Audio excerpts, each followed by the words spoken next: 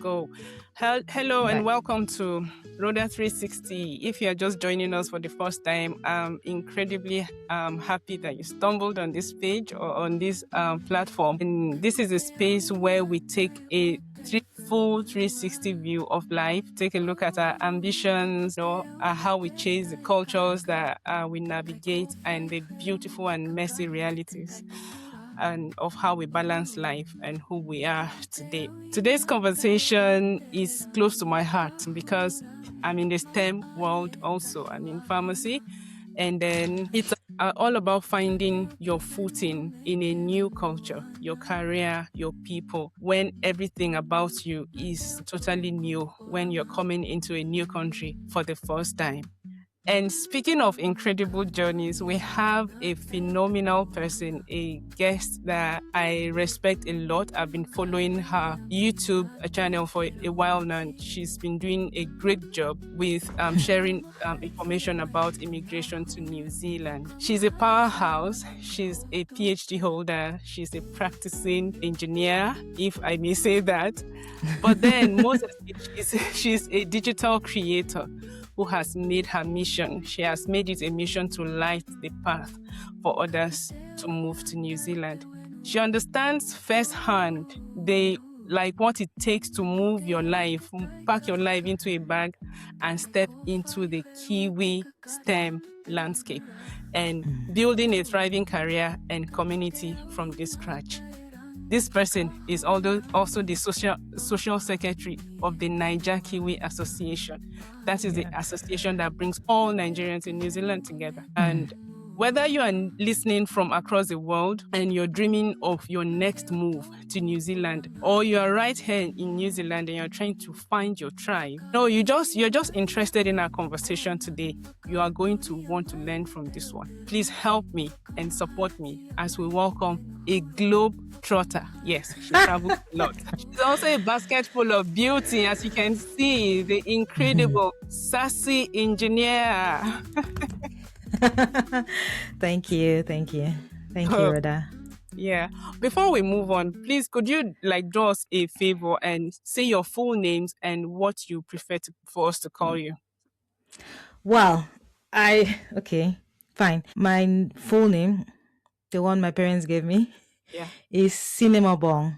Cinema Bong is in. Okay. But people call me Sassy, mainly because some of them are, they don't want to be bothered pronouncing my name, or it's just easier. But my name is Cinema Bong. Okay, but then I still like the Sassy Engineer. So Cinema Bong is my name. Some people call me Cinem. Yes. Many people call me Sassy. Yes. Oh, okay.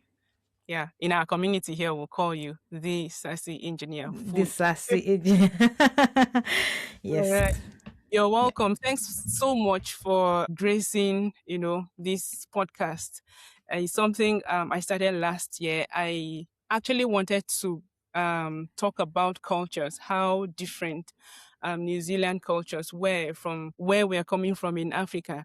And then I kind of delved into the professional aspect where I started talking about how to test other waters. So, for instance, if I was a clinical pharmacist, I could decide to be something else. I could decide to go into business. I could decide to be an accountant. Something.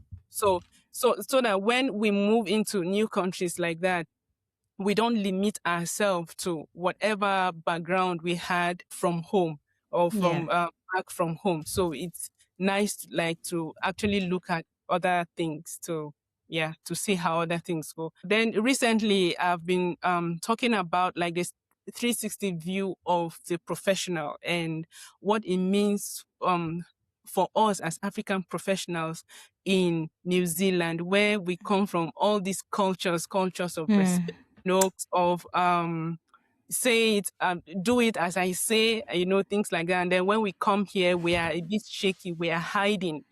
We have all these certificates, but then we are hiding. Yeah. Before we go into all that, tell me something. What's with you and traveling?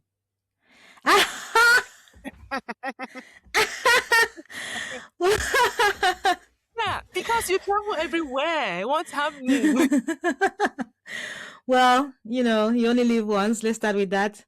So I have the opportunity to travel, and there's always, for me, I wanted to, I enjoy traveling because Yeah, it's just a way of decompressing, running away from your problems, going away. And when you come back with a different perspective. yeah, So that was something that I used during uni when I was yeah. doing my PhD Mm, to one use this opportunity to explore this beautiful country, but yeah, also as a way of coming back with fresh perspective. It did help in during certain situations. In yeah. sometimes it did not, but I just came back more relaxed. More So, relaxed. and I was like, if I could do it, why not just do it since I can do it, right? Yeah, So I do enjoy traveling. Very expensive hobby, but it's yeah, yeah. very relaxing. Yeah. And then another reason was when I started my YouTube channel, just like you, I was looking for things to do and I was more in the travel space because I was traveling. Oh, So I yeah, was like, I thought about there are some people that would never travel in this their yeah, life, but they want to see other places. I used to be yeah. one of those, I'll just go on Google and ask, what do these Oh, people look like? And wow. Google will show me. Yeah. So I thought, okay, why not contribute to that, those stories, those search histories. So I'm Oh, going to travel. I'm a Nigerian. I'm from yeah, Akwa Ibom. yeah, And then someone Googles, I'm like, Akwa Ibom woman that travels or something like that. yeah. I could It's be, something. pop up because sometimes you search certain things and you don't find many information on that. So I'll contribute. Yeah. That's thank you Then so much.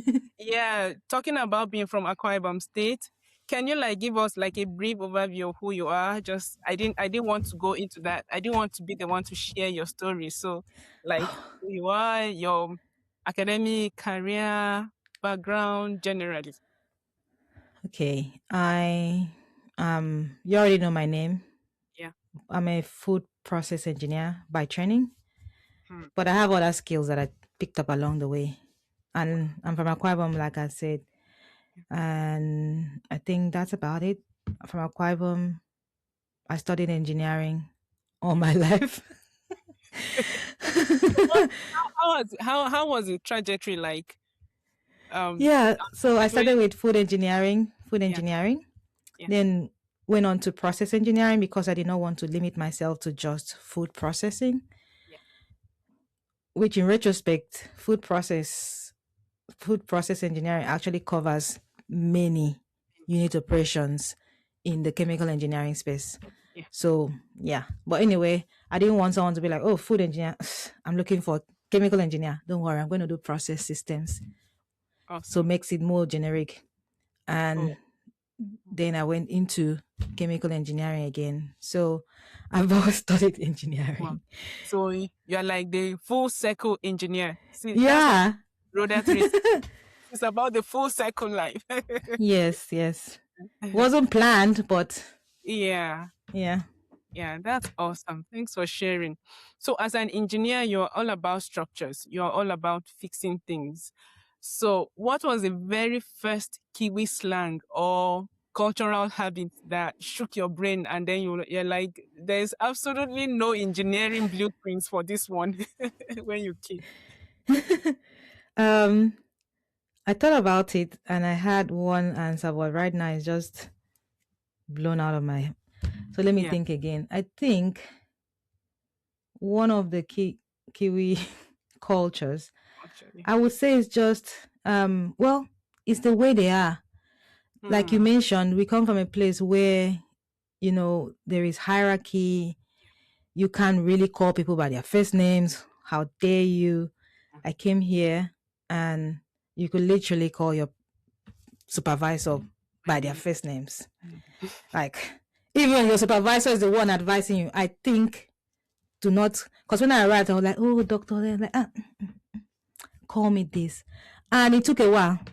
It took a while to adjust. And then another thing is because he understood I came from a different place, background, it's going to take a while. So he wasn't angry that I was taking a while to stop calling him, I mean, yeah. So that thing shocked me Yeah, that, wow, you could be a whole professor, and someone is calling you by your first name. yeah. Do you One know? small student. Oh, just then. When I came, my supervisor told me like you could just call me by name. But up till now, Mm, yes, I call her by name. I try, but when I'm writing emails, you know that dear this person first name is still. yeah. I want to write Doctor this person, but then Yeah. I'm too formal. But then I want to write the name, just the first name, but then I'll sound too informal, like up till now, I still struggle with it. So yeah, I understand what you're saying. I'll Another one, shock you.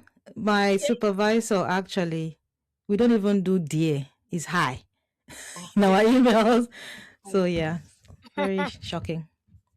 Another one I heard the Kiwi slang that still surprises me is sweet ass. What is sweet ass? Yes, yes, yes. The first time I heard it, I'm like, who's that? But yeah, I think it's as sweet as something. It's not Yeah, the double S as, it's the yeah, single S as. yeah, Yeah, there's so many Kiwi slangs. She'll be alright. yeah, What's the yeah, other one? Fire out. yeah. Have you heard that one? Yeah, when you're surprised, like fire out. Fire out to where? So yeah. Yeah. Wow. Anyway. Thank you so much. So, you did your PhD in New Zealand. Yeah. Which was that? Which one? Which university was that? University of Auckland. Oh, The University Auckland of. University. Yeah. Oh, wow, wow, Yeah. great. That's great. So now you've gone through the full cycle, migrating here, schooling and working. Now, looking back, we've discussed the cultural shock generally, but what was the cultural shock in the engineering landscape? That nothing prepared you for. Um, Many people don't talk about this, but and I guess because many people don't talk about it, that's why. When I came to the New Zealand, and I knew that I really wanted to get something in the engineering space. So Yeah. you start networking, right? You go for events that are related to what you are doing. And back then in Auckland, it was mostly ICAM events or engineering New Zealand events. Um, So coming from Nigeria, I thought I had like engineering New Zealand is most engineering New Zealand by the yeah. name. So it probably will be wider. Let's go there. What I noticed, which I think is still a problem now, though we are trying our best to solve it, Mm. is that there were more events. There were mostly people in civil engineering, Oh, construction. okay. And I think it's because construction is a very big Yeah. sector here in the country. So Mm. most of the events, even though they said engineering as general, Yeah. most of the people attending, most of the talks, most of the companies Yeah. were all mostly civil engineering, Mm. construction, a few electrical here, civil engineering. So I always felt like, what do we have for chemical engineers? Mm. So that was a culture shock for me. And initially, I really struggled with it. But then I had to make peace with that Mm. and literally start finding my own niche, and Niche. knowing that I have to, yeah, I would not really have that much support that I do. That was before I really found out that IKME actually has a presence here in New Zealand as well. And they also have things that are tailored to people in the chemical engineering space. So chemical engineering is, it's not just chemical engineering, it's chemical engineering as a broader discipline. So it covers everything process, whether you're doing food, whether you're doing chemicals, whether you're doing materials. So the broader How do you chemical spell that? engineering. ICAME again. ICEME, Institution of Chemical Engineers. Oh, okay. All right. Yeah. Thank you so And much. now I'm currently the Lower North Island representative. So I organize events for ourselves here. Hey. You got to find a solution. Yeah, Yeah. well, So, the community part of it, but I'm really interested and I really like and appreciate how like this networking event thing and the whole networking thing and putting yourself out there. You know how to put yourself out there strategically. And it's one thing that one I'm learning, is one thing that on this podcast I'll be talking about a lot.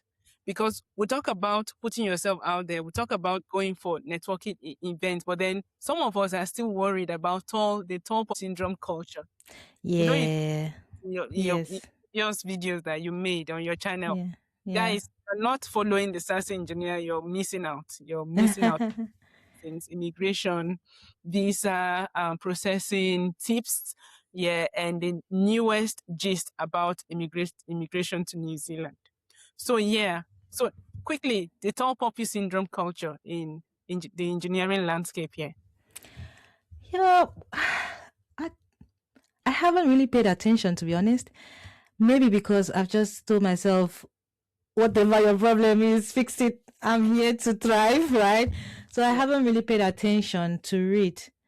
And again, it could be because of the company I'm working for, or maybe the sector I'm in. Mm, Yeah, or maybe the level. I'm not really sure. But someone asked me about that top puppy recently as well. And that made me really yeah. maybe plan to start noticing all those things.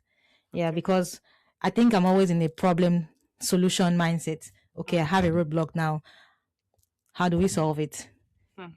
Yeah, so I haven't really, I haven't noticed it, I would say. Notice.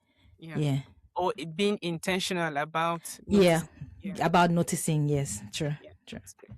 Okay. Now, being an immigrant is massive. It's a massive Mm, undertaking, and we know how stressful that journey could actually be, especially coming from Nigeria. But then I just wanted to ask, how did your research help you integrate into the local or the New Zealand Kiwi STEM community? okay. Hmm. Uh, so I did something in the that had to do with one of the native plants here in New Zealand. Oh, okay. And yeah, so that helped me in a sense, Mm, but also because I was um, looking out to make connections as well. yeah. So I was actively pursuing me joining anything that would put me out there.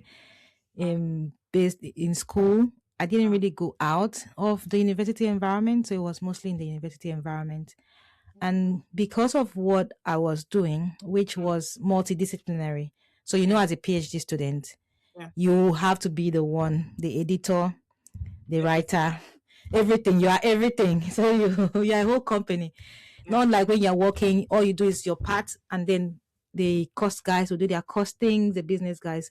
So because of that, I might and in order to prove the objectives of my PhD, I Mm, had to go into like microbiology. I did a lot of cell toxicity stuff that I would yeah. never have thought about. Yeah. I had to do some bit of business, and I had a supervisor because, like I said, it was a native program, a native product, a Yeah. native plant. I mean, Right. so this was taken from her area. So Mm, they had organized us to go there and see how things are, and then learn. You learn. It may not be very significant, but it changes the way you see things, even if it's just by 1%. mm, mm. So I really learned that in order to thrive in this space, you need people, and you need the right people, and they Yeah. will not actually come and look for you because even they too are trying to make their own name and impact. So sometimes you'll be the one to actively reach out, which is something I'm still learning. But In using a New Zealand grown plants, did you have any limitations or challenges with, the whole cultural stuff? Because what I'm saying, before or when I started here, I heard that if you were not from originally from here, that you couldn't do a research like relating hmm, to mm, oh maybe, yeah, their plant or whatever here. So I'm not really sure, but then I'll just yeah, really have any quite challenge like that. no, it's quite the contrary for us. I think almost all of us were doing stuff that had to do with Mm. the native plant. Oh, But okay. maybe I don't know because one of my supervisors is Maori. Oh, Oh, okay. was Maori. Oh, she's still Was alive, so he's Maori. yeah. So maybe that helped. I don't know, probably because I wasn't really involved in developing getting the title approved through Approved or uni. I just uh, had to accept that I want to do this do the research. I'm happy to do the research, and then the whole admin was done by my supervisor. So probably, yes, I'm not really sure about that. Yeah, it's never really come up for me to have to dig deep and find out. And this is the first time I'm actually hearing it from you. So it's possible. Okay. Maybe the limitation is you need to have someone from New Zealand as a supervisor or in the supervisory panel. So yeah, wow, that's interesting. Yeah. All right. Thank you. Thank you. Thank you. Now, as African professionals, we come in with lots of experiences. Our certificates are so many. We have, all those experiences, but then we struggle with local integrations, local Yeah. barriers. People telling us we do not have New Zealand experience, or we've not schooled in New Zealand, and they do not trust that our degrees or our experiences are enough to work with them. Yeah. Now, as an engineer, how do you now advise women in this case, and even some men, to like integrate their professional brand without losing their African excellence? Yeah. It's a conversation that we will keep having. I think it applies to everywhere in the world. Once you did not school there, it becomes a problem. But I always say, remember, you have the skill. You did not buy it off the shelf. You worked hard to get it. So maybe the problem is usually how can you translate it to make sense for them, because like probably come from Nigeria. If you come from a place where Nigeria, for instance, you can list all your degrees, all your experiences, but here it's probably they want to see, yes, you went to all the school and you did all that, but what do you know? So understanding what is needed from you is very important. Then presenting maybe CV or grant application in a way that they see the benefit to them and they see that you know what you're doing. Yeah. So it's really hard. It's easier said than done, because when this happens, you're dealing with just more than proving yourself. It's mental. You're dealing with something mentally, because you're there fighting with yourself and like, does it mean I'm not good enough? Good enough. When you know you're good enough, because you keep hearing all these things. So you have to remember you did the work. You did it. Let's start with that. So yes, you did it. Now the real question is usually, how can you present this in a way that they see that you know what you're saying or you know what you're doing? Because in the end, you want to convince them. So you're marketing yourself. Be a marketer. Be a salesperson. It's usually not pleasant, though, from experience, but you get there. And then if you want to, you can now start being selective on, because there are some people that will tell you, oh, you're not good enough. And like, I'm even managing to apply to you. You should be happy to have me. There are situations like that. But, so I think it's just in a way of how you present yourself. It's not going to be easy. It's going to be annoying, but never, I don't deem yourself just to please them. Because in the end, you that will suffer. You come home not satisfied, always angry, always sad. Yeah. In engineering, like when you came, did you have to go through any registration process, or how do you guys do it in engineering? So it depends on the engineering. There are different engineering disciplines. For our one, we don't need to be registered. But for people like electrical engineers, they need some level of registration. So it depends on the engineering discipline. That's what I'll say. Yeah. It's very easy for us, but it's a bit, difficult. Guys, process engineering. I'll make a shot of this and say process engineering, guys, coming to New Zealand. But okay. Yes. Every other engineering, but look. Yeah. So yeah, it depends on the discipline is what I'll say. Yeah. Okay. All right. So let's move from engineering and career a bit. Let's look at passion. So you built a very important platform on YouTube.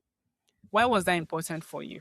Because what you're doing is really, really important, especially before I came to New Zealand. If I looked for information about New Zealand on YouTube, the information I got was limited. I was one of the people that actually reached you on your comment section, and I think you sent me your email or something. until I, got I did a search and then I found your channel. That thing is very important. It might not be beneficial to people going to other parts of the world, but for people looking at New Zealand this year, next year, in 10 years' time, right? You are pulling back the curtain on immigration process for others. Why are you doing this? Personal experience. Yeah. When I came to New Zealand, when I was looking to come to New Zealand, just like you, went Yeah. on Google, searched, and I didn't see enough information. You see the information, right? Yeah. But it's not from people that look like you. Yes. And we have a very unique case. Exactly. We are Africans, but we are not Africans. We are Nigerians. Yes. So our case is different. What applies to every other African country does not necessarily apply to us. There may be extra scrutinies. So I didn't see all of that. Yeah. And so I thought, okay, yeah, well, I guess everyone is busy. But when I finished, and it was always one of my dreams to contribute to that space, since there's no one really contributing, or maybe I did not do my search properly, I don't know. But back then, I didn't see a lot of that information. All I saw was the page, and I did reach out to the association page, and someone responded. And that was all I needed. I was like, they are Nigerians there. Nigerians survive anyway. If they can survive there, I'll survive there. So that was my motivation. But everything I did, I applied blindly. I just was like, let's just do it. And they say we should do it like that. If it fails, they will tell me what to do, which can be expensive sometimes. Yeah, because you end up spending money. So when I finished, and I told myself maybe I'll start doing something like that, but I kept, I'm not good enough. Nobody's gonna listen. All those like bad self-talk. So one day I was like, you know what? Just do it. What's the worst that will happen? 0 views. Yeah. At least you convinced you did it. So, but I didn't start like that though. Like I said, I wanted to start from the travel side because I didn't want to, especially because of the way immigration in New Zealand is. You need to be registered to do certain things. So I didn't really want problems. So I was more on the travel side. Yeah. But then I did something on visa because I saw the main reason why I got into that space was I saw someone do a video, people, and I think the person is Nigerian as well, actually. Or, the African looking person. Yeah. Anyway, so they did a video on the Manaki scholarship. Oh, yeah. Yeah. Yes. Yeah. And I listened to the video and I found the information not entirely true. Put it that way. Yeah, because they were doing it because they were, I guess, looking for views. Yeah. So I was like, I mean, it's not bad to look for views because in the end you want to get the views and get the payment and all that, but just give out correct information so that when someone is listening, they know what they're getting into. Don't promise them what is not entirely true. Just let them know, yes, this is going to happen, but this is going to happen. So if you want to go into there, up to you, but I just said I should tell you. So that is just how I approached it. So I saw that and I was like, nah, you can't be doing this to people because I know people who went on that path. So they were telling people that you can move with your family, which is not entirely, which is not entirely incorrect, right? Yeah. But they forget that most people that take this scholarship, they don't just want to go study and go back. So you gotta let them know that you can move, but when you finish, you gotta have to go back. But then people are like, move. And then the comments, they were not even saying it's true, but terms and conditions apply, right? You don't have to say go back, just say terms and conditions apply. They were not putting all those clauses, which if someone wants to take them off, they can take them off. So I was like, I gotta say that. So that's how I got on. I'm like, you know what? Don't believe everything you see. And that is how the journey began. Wow. That's an interesting thing you're doing there on YouTube. Yeah. Are you on any other platform aside YouTube? So I just started a few months ago Instagram. Okay. And I also just started TikTok. But TikTok was more of my personal stuff. But I guess people found me on TikTok from YouTube. They're like, hey, ask about this. And then it was like all my comments was about that. And then you are going to be looking funny if you're not addressing those comments. So I had to address it, and that's how they dragged me back into that. One thing I noticed about those channels is that they keep pulling one to, their own interest. It has to be immigration, it has to be admission. I remember when I did pharmacy admission or coming into New Zealand as a pharmacist or something like that. That was the, direction people wanted me to talk about. People wanted me to talk my stories. Yeah. I'm like, my channel is quite different. Yeah. Yeah. So you have to stand firm, otherwise before you know it, you've been dragged into. So let the people know. And I've seen a few people on TikTok who are doing like the lifestyle content, but they are Nigerians. They let people know this is not my niche. I'm not going to talk about it. Even if you flood my comment section with it, I am not going to talk about it. There are content creators who do that. Go and check them out. I had to like put a limitation, even lock up my Facebook message. Yeah. Because of all those things. Really so let's quickly go to belonging and integration. So there's a difference between fitting into a system and actually feeling like you belong in that society. Where did you find your tribe? Is it when you came to New Zealand? Like, where did you find that tribe outside of the office? And when was this? I think I found it started from uni. You know how you are new to the country, and people are generally nice here. So you're new to the country, they know you're new because you look new. And they're like, oh, you're new. Where are you from? And I actually like they ask, where are you from? Especially in uni. They don't assume, oh, you're African. Do you know this person?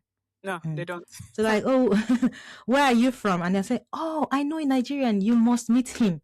Oh, I know in Nigeria, you must meet her. And they actually make the effort to introduce us. So that is how I started. Then I knew some Nigerians who now like, oh, do you know what we usually have? What are you doing this weekend? I'm like, I don't know. Well, I'm just chilling. Oh, why are you chilling? We have the Independence Day celebration. You should come. I'm like, huh? There are women Nigerians meet here? I want to go. Yeah.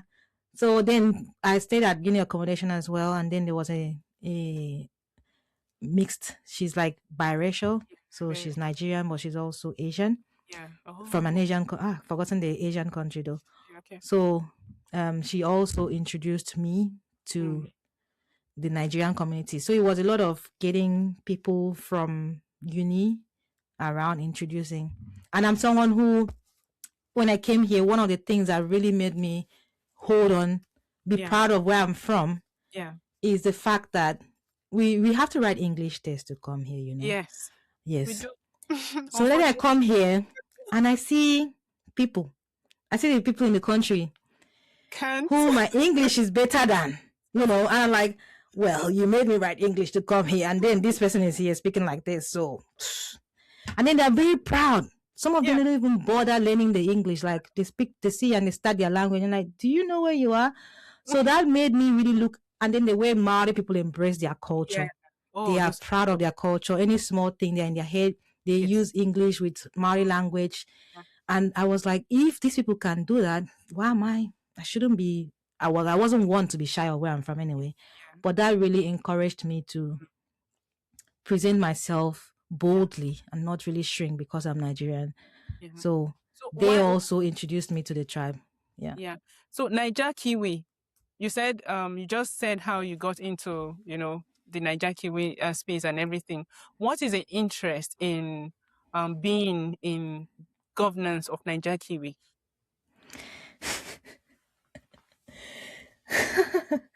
Well, to be honest, I used to complain about certain things a lot. Oh, we could have been doing this, we could have been doing that. Why can't we do this?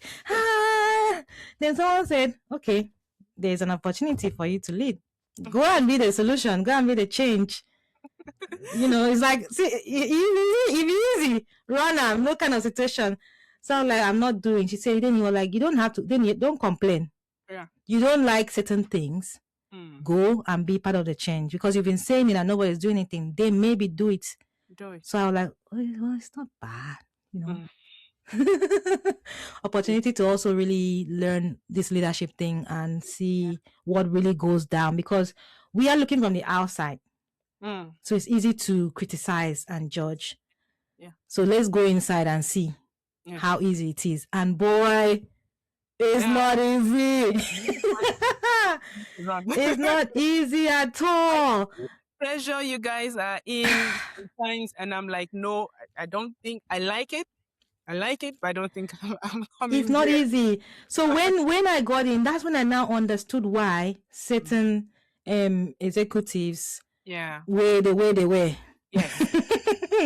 Because it gets to a point where you'll be like, wait, I did not move here for you guys. I moved here for myself. Why am I leaving my issues to attend to your problem and I don't even get a thank you or okay, well done?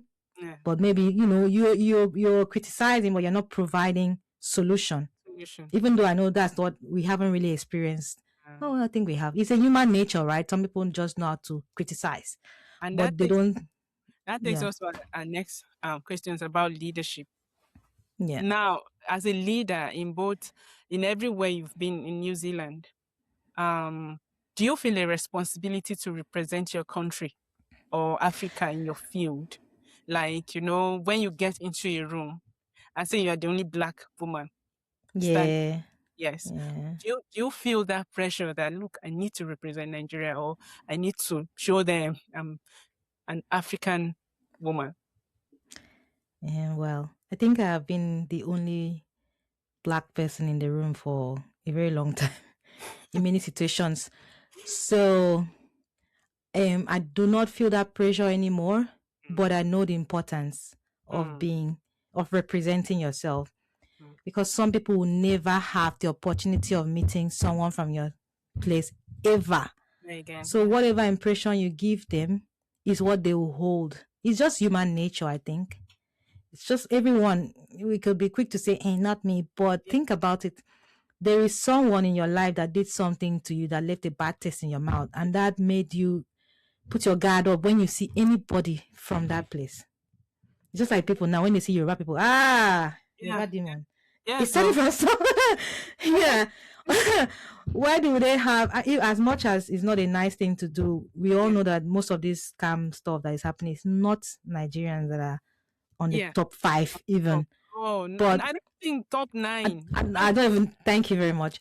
So, but the thing is, probably the people who were able to make noise about it that made us like the flag bearer of it got that experience from a Nigerian.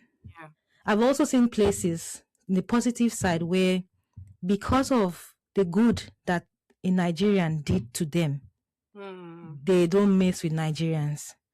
They don't want to know whether you're good or bad. Once you're like, Nigeria, oh really? Because somebody helped. Yeah, I met someone who had a friend that was Nigerian, a very nice person. They're still in communication, they said, but the friend was nice to him, and as a result, he sees Nigerians as good people. It's like, I don't even know why you guys get a bad rep.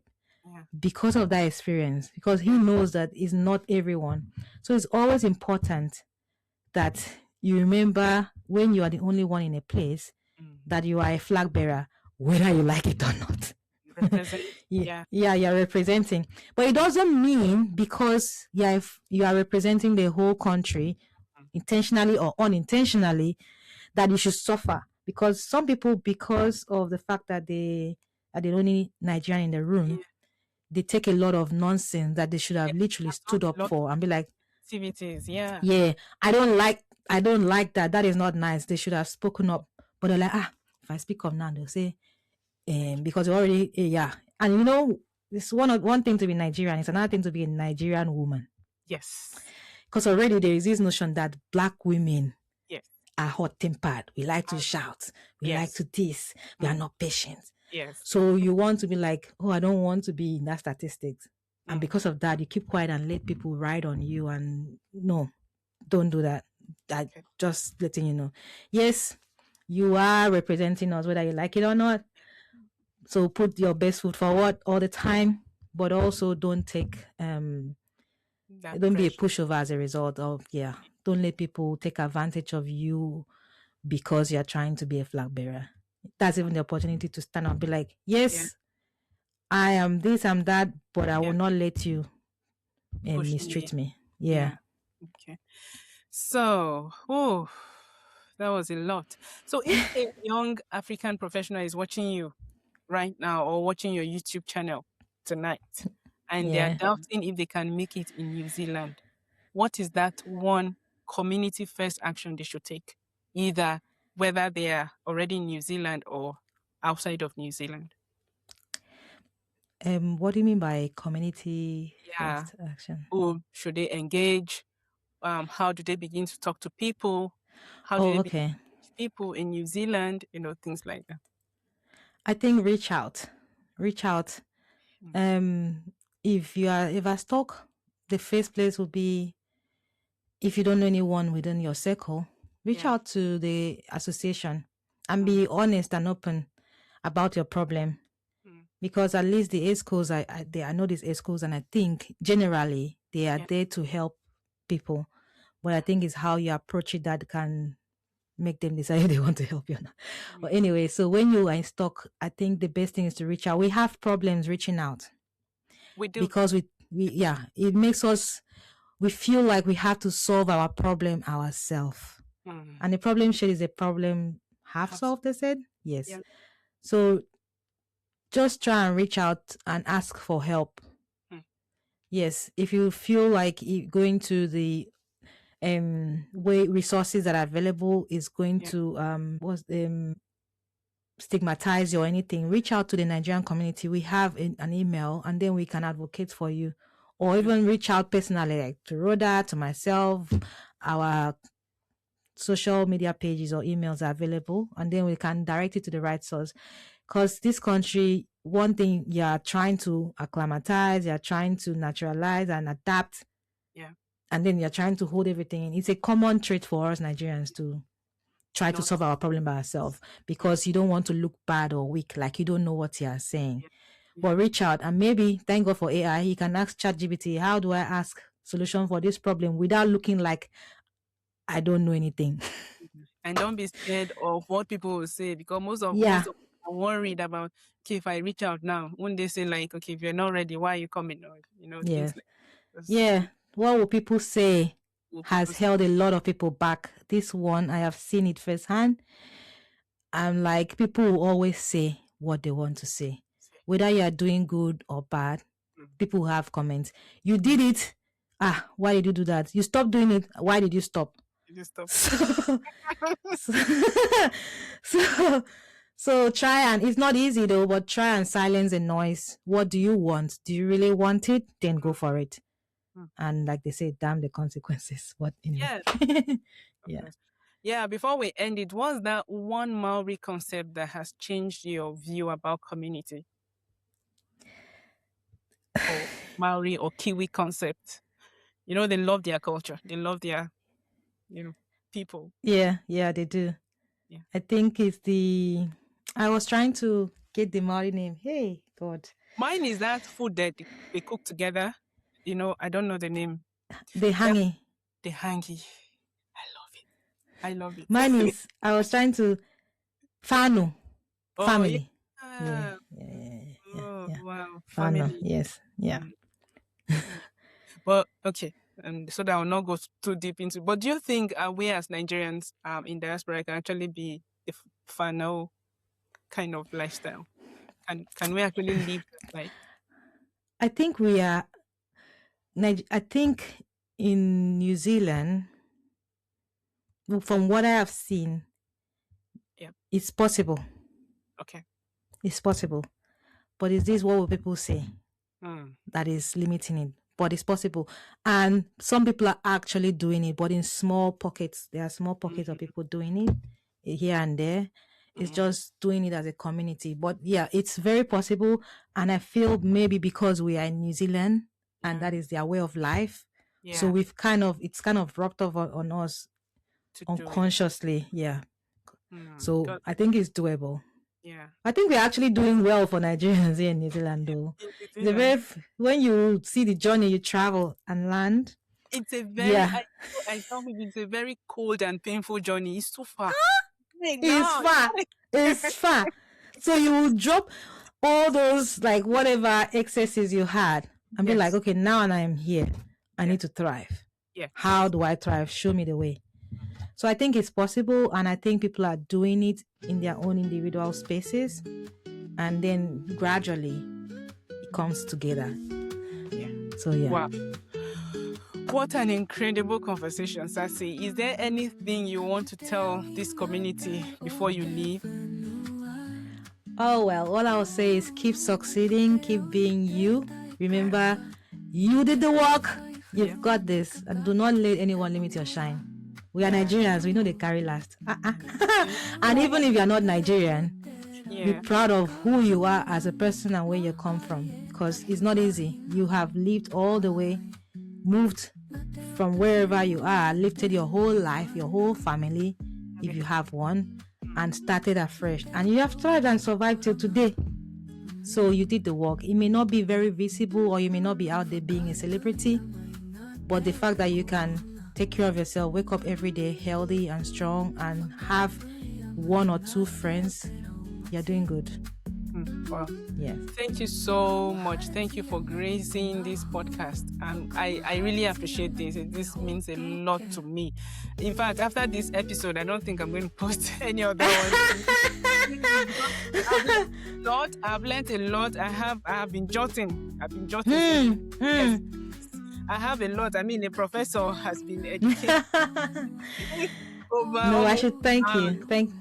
Thank you for inviting me. It was a good talk, and maybe you've inspired me to start a podcast as well. Yes, please. Because if today's episode taught me anything, is that engineering a life outside or in a new country is about community. It's about networking. Yes. And this networking and communities we need to cultivate. If you meet one there, you need to build on it. You need to integrate and just be there. Now to our phenomenal guest of today, the Sassy Engineer. Thank you for sharing your brilliant mind, your brilliant ideas, and your massive heart to our community.